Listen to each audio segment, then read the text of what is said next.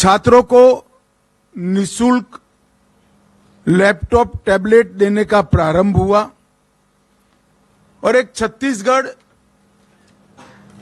बिजली के अकाल से हमेशा पीड़ित था, वो पावर सरप्लस स्टेट बनाने का काम भी भारतीय जनता पार्टी ने किया। इसके साथ साथ पावर हब, सीमेंट मैन्युफैक्चरिंग का हब, इस्पात मैन्युफैक्चरिंग का हब, एल्यूमिनियम मैन्युफैक्चरिंग का हब, हेल्थ केयर की अच्छी सुविधाएं और डिजिटल क्रांति की शुरुआत भी भारतीय जनता पार्टी के शासन में हुई। आदिवासी अंचल जहां एक कॉलेज स्थापना भी बड़ा दिक्कत था, सरगुजा और बस्तर में 2 नए विश्वविद्यालय बनाने का काम भारतीय जनता पार्टी ने किया और दंतेवाड़ा जैसे सुदूर क्षेत्र में भी शिक्षा के नए मानांक गढ़ने का काम रमन सिंह के नेतृत्व में भारतीय जनता पार्टी ने किया। उसी कालखंड में 2 मेडिकल कॉलेज से वहां से बढ़ाकर हमने 15 तक पहुंचाए। मेडिकल के विद्यार्थियों की सीटों की उपलब्धि 100 से बढ़ाकर 1100 तक ले गए। इंजीनियरिंग कॉलेज 14 से बढ़ाकर 50 तक ले गए। पॉलिटेक्निक कॉलेज 10 से बढ़ाकर 51 तक ले गए। आईटीआई 61 से बढ़ाकर 176 तक ले गए। डेंटल कॉलेज 1 से बढ़ाकर 5 तक ले गए। नर्सिंग कॉलेज 1 से बढ़ाकर 84 तक ले गए।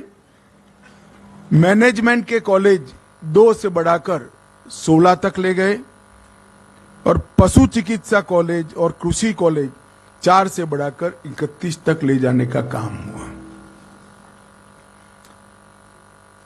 परंतु बीच में भूपेश जी की प्रकृति है ऐसे, और ये तो मानना ही पड़ेगा, झूठा प्रचार करने में पूरे भारत में उनका कोई सानी नहीं है।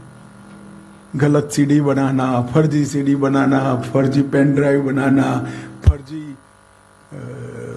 अखबार में समाचार प्लांट करना, इसमें इनको सिद्धता है। एक वातावरण बनाकर उन्होंने 5 साल के लिए सत्ता ली और ये 5 साल में क्या हुआ? 2000 करोड़ का शराब घोटाला हुआ, 540 करोड़ का कोयले के परिवहन का घोटाला हुआ, प्रधानमंत्री अन्न योजना में कोरोना के समय में हजारों करोड़ का घोटाला किया। और मैंने मेरे सार्वजनिक जीवन में कभी भी देश भर में कहीं पर भी और आज भी होने के बाद भी गोबर में कोई घोटाला कर सकता है ऐसी सक्षमता नहीं दिखी है। यहां पर गाय के गोबर में भी घोटाला करने का काम इन्होंने किया।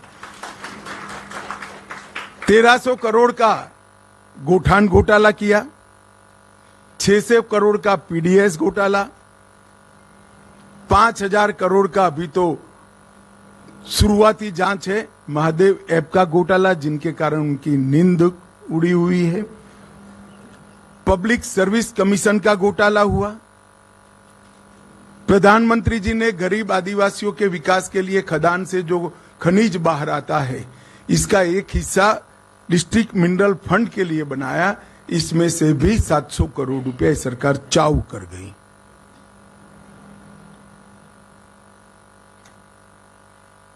भर्ती की स्थिति ऐसी रही कि भ्रष्टाचार के कारण दलित युवाओं ने निवस्त्र होकर रायपुर के अंदर जुलूस निकालना पड़ा, निवस्त्र जुलूस निकालना पड़ा। फिर भी इनको जरा भी शर्म नहीं आती है और बड़े धड़ल्ले से विश्वास के साथ कहते हैं कि हमने विकास के काम किए हैं, हमने प्रगति की है। प्रगति तो हुई है मगर भ्रष्टाचार में प्रगति हुई है। मित्रों, 5 साल के अंदर कानून और व्यवस्था के मुद्दे पर ये सरकार फिसड्डी साबित हुई है। 300 से ज्यादा वादे जो किए थे वो पूरे न करने वाली, ये वादा खिलाफी करने वाली सरकार है।